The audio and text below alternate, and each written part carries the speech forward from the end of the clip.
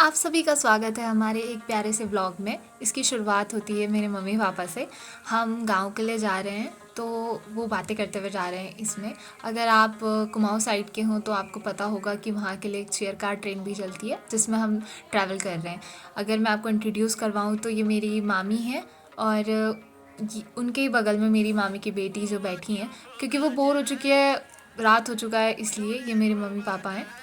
फिर हम सुबह सुबह पहुंचते हैं काठगोदाम, जहां आपको पता होगा आखिरी स्टेशन है।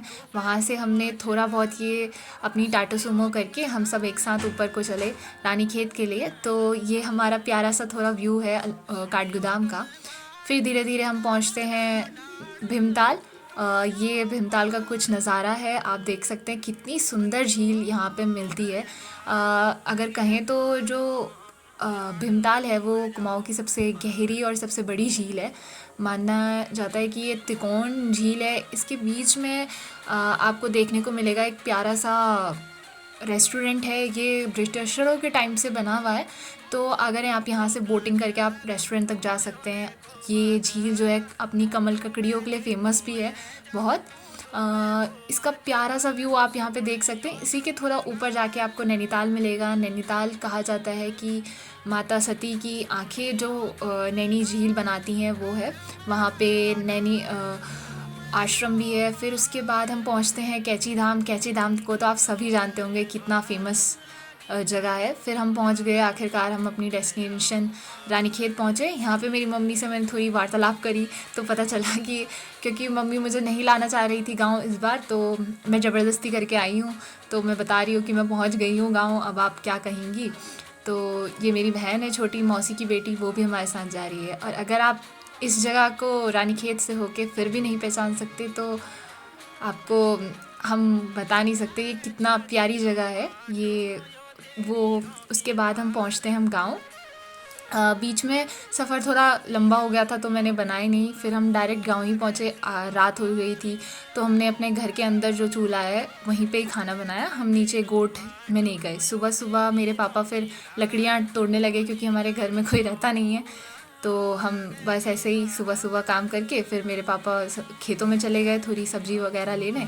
तो मैं भी उनके पीछे पीछे देखने गई कि क्या हो रखा है क्या नहीं है। तो मेरे पापा वहाँ हैं और मुझे जाना है अभी, तो मेरे पापा मुझे मना कर रहे थे, मैं फिर भी गई हूँ। मैंने बोला मैं भी देखूँगी कि क्या क्या हो रहा है और क्या क्या नहीं।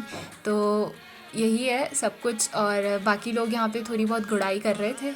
तो अब चलते हैं जल्दी से। मैं नीचे खेत में उतर रही थी मगर मेरे पापा मुझे मना करते हैं। ये आप देख सकते हैं कितना वो हमारा पार गाँव जाक है। अभी ये देखिए, ये सबसे ज़्यादा सुंदर प्लांट है पहाड़ों का, जिसको हम कंडाली कहते हैं। ये हमारा प्यारा सुंदर सा गांव। अब हम सब्ज़ी तोड़ के ले आई। ये चलाई की सब्ज़ी है जो हम तोड़ के लाए हैं। अभी आप देख सकते हैं कितना सुंदर गांव है ना। आपको कितना प्यारा देखने को मिलेगा। ये सारा सिसून यहाँ पे हो रखा था तो मुझे डर लग रहा था कहीं मुझ पे ना लगे। तो आप जानते हैं गढ़वाल में से कंडाली कहते हैं। ये कुछ प्यारी सी गोट है जो हम पहाड़ियों के लिए बहुत इम्पोर्टेंट है। फिर हम शाम को दूर पहाड़ों में जब हम सामान लेने जाते तो एक गांव से दूसरे गांव जाना पड़ता है, तो हम वहीं जा रहे हैं।